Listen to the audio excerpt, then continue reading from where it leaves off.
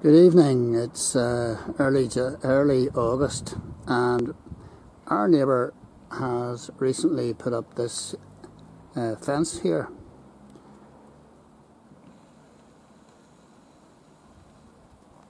Right across the back of his garden, and he's been an inspiration to us, or been the inspiration to us to put up a fence of our own, because what we were looking into there was basically an eyesore. So we've made a start here.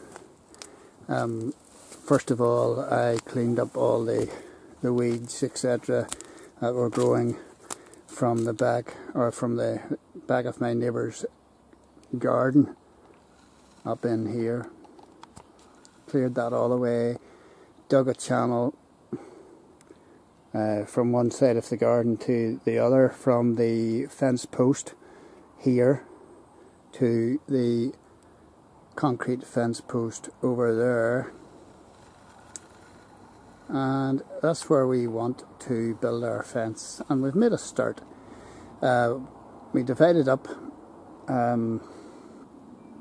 the area, the length, by and the number of concrete pillars that were here. So there were concrete pillars, thankfully, here already. There was one, and there was two, and then there was one at the far end. So 4 concrete pillars, which were an absolute godsend. But for this length here, you've got, you want to keep it to a sort of 6 foot length. So to support the fence in between, we put these wooden posts down here.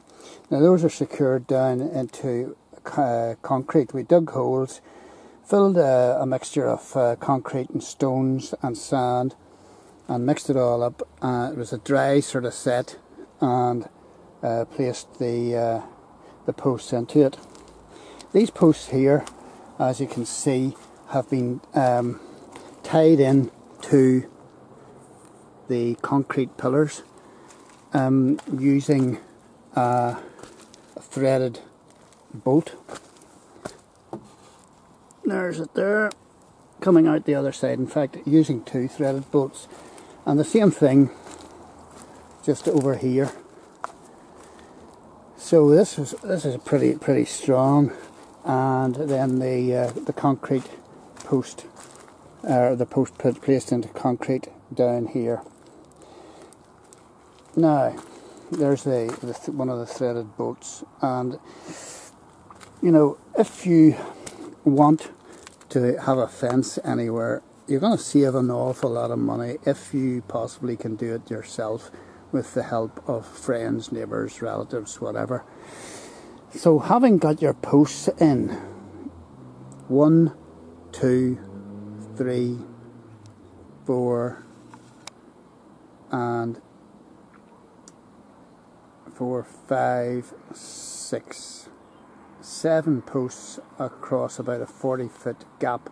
It's about 42 foot. So you have a post every 6 foot.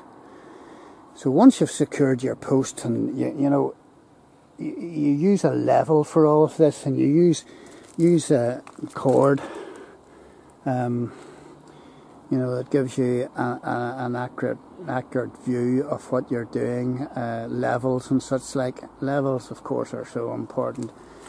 Once you've got your 6 or 7 posts in, depending on the distance across your back garden, then you want to put in runners. These are secured by screws. You just and you need power tools to do this. So you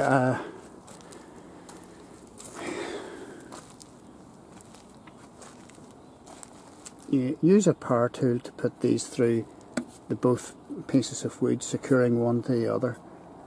And we drilled a hole through here first of all, and then used the power tool to screw it on in. That made life an awful lot easier, drilling a hole. So that's what you can do as well.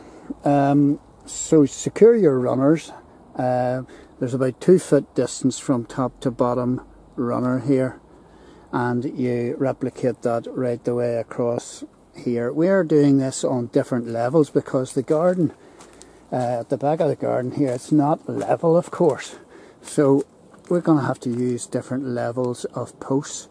So there's one set of levels, 2 set of levels, and then away up at the top end a higher level. So the next thing that we needed to have done was to get the boards fixed on. So that's the next job. But here's this is the skeleton and the framework of the garden fence already done.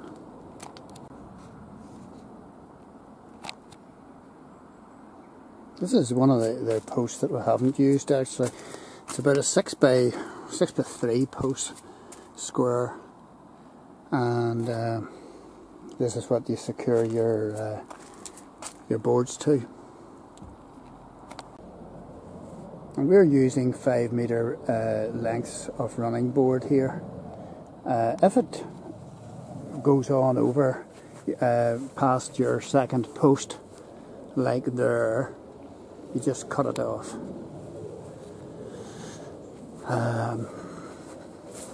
This is a very brief video, so everything's not going to be explained. I had to cut through wooden roots with an axe that were coming through from this tree here, and it was a dickens of a job. So the next thing to do, as I say, is to get the boards up.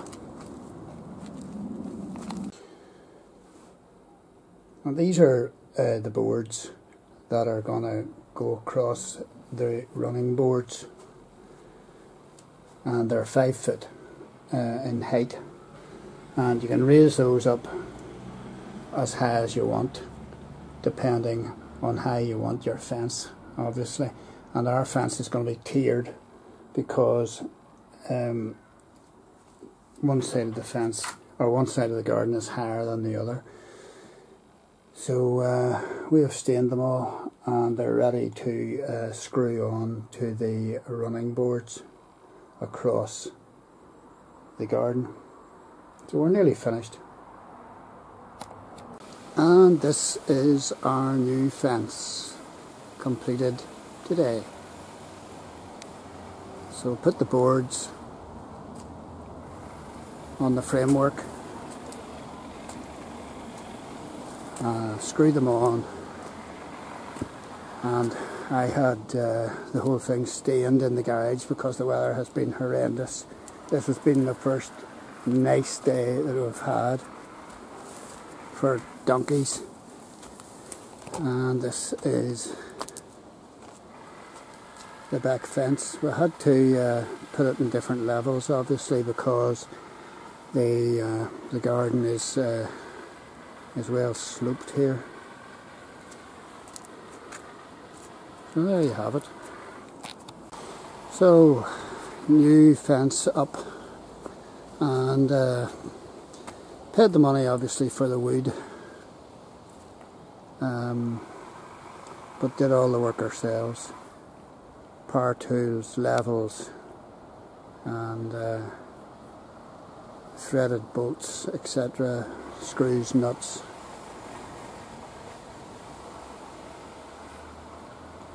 And stained it all. And there's Dennis's fence down below it. Good job. Thank you to Tanya's daddy. He knew exactly what he was doing. I didn't. This pathway area, we're going to put a membrane down, and then we're going to put stones down on top of the membrane. Pink stones, they're the cheapest.